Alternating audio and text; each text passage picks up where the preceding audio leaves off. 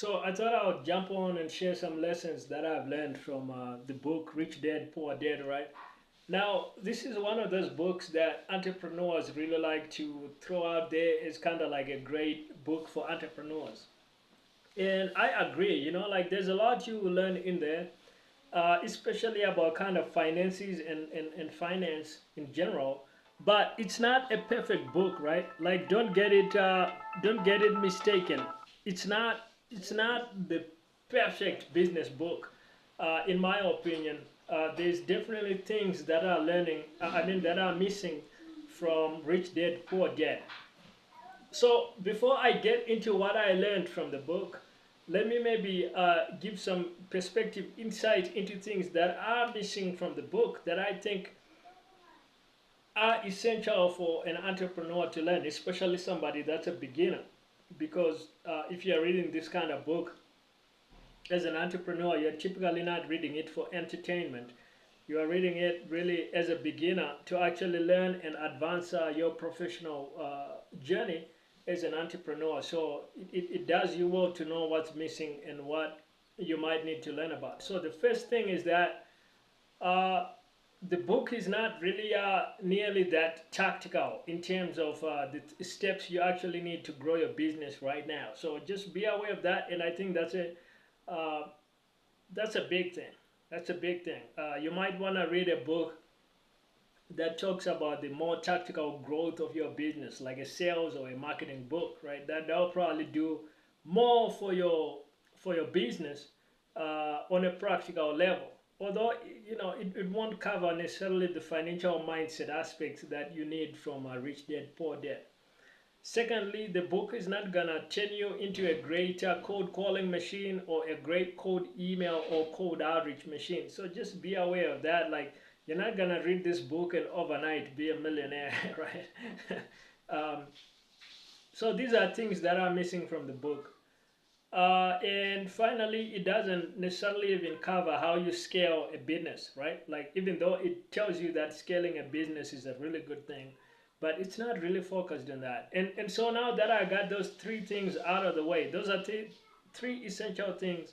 You're gonna need to find other books, if you can, that talk about each of those things. Uh, Now that I got those important fundamentals and some missing keys out of the way, here's where I think Rich Dad Poor Dad was really helpful and helped me understand certain things. So the first thing is it definitely taught me that I should not follow the default path. And in that sense, it has a lot in common with another great book for entrepreneurs, which is the Fast Lane by MJ DeMarco, as well as MJ DeMarco's Unscripted. So Robert Kiyosaki's Rich Dad Poor Dad and MJ DeMarco's books definitely have a lot in common in terms of teaching you to follow this kind of unscripted different path where you're not necessarily just relying on lifelong job security, because you understand there might not be security for you out there. Like in my case, I've been fired a whole bunch of times in professional positions and things, and so I really kind of gotten to see this, that okay, these guys are right. What do I have to do to achieve some financial success? What do I need to listen? Who do I need to listen to? What do I need to do? How do I need to kind of conduct things? What skills do I need to learn? So that's one, is you kind of don't rely on the default path, because it might not necessarily bring everything you're trying to look for.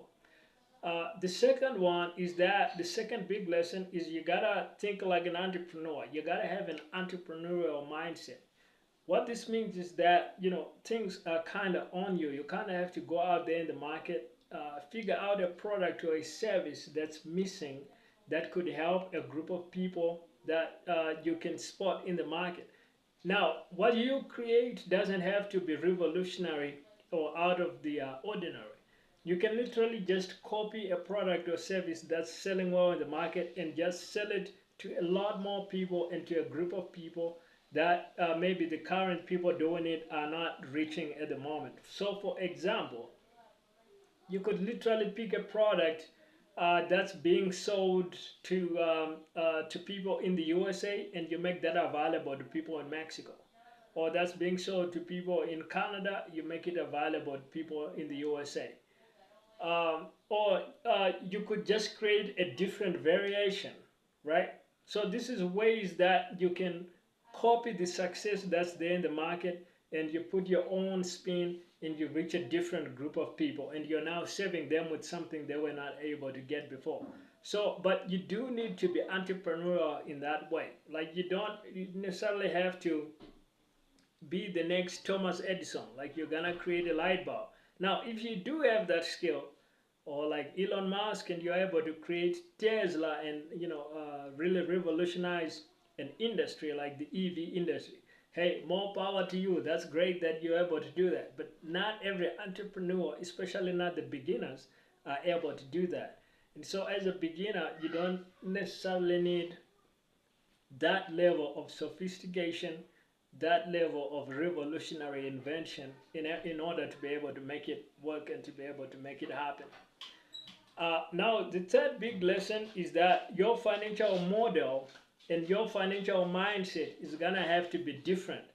You're gonna have to be thinking about building up a business that is financial value, and building up revenue and building up profits over necessarily building up a lot of wealth via kind of the traditional routes, right? So that means your financial destiny, you kind of have to take matters into your own hands a lot more, and you kind of have to really prioritize like your main investment. If you're gonna be a small business entrepreneur, your main investment is probably going to be your little small business rather than necessarily your house, right?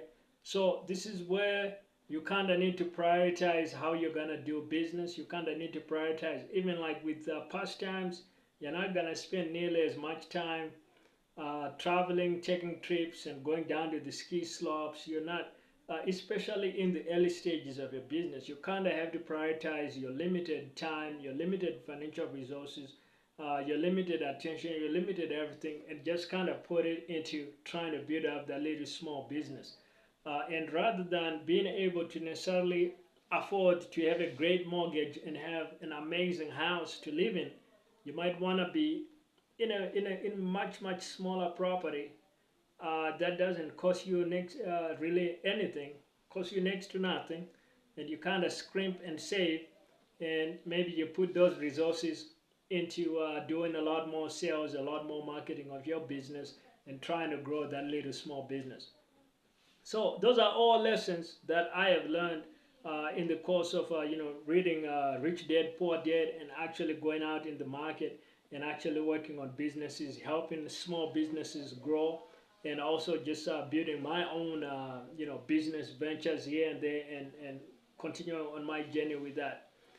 Now, there's a lot more lessons from the book Rich Dad Poor Dad. I'm certainly likely to do another episode where I cover additional lessons, additional insights that I learned from Robert Kiyosaki. It's a great book, Rich Dad Poor Dad. So I would recommend too, if you haven't read the book, definitely read the book. It's gonna be, I think it's gonna really help you in your journey as an entrepreneur.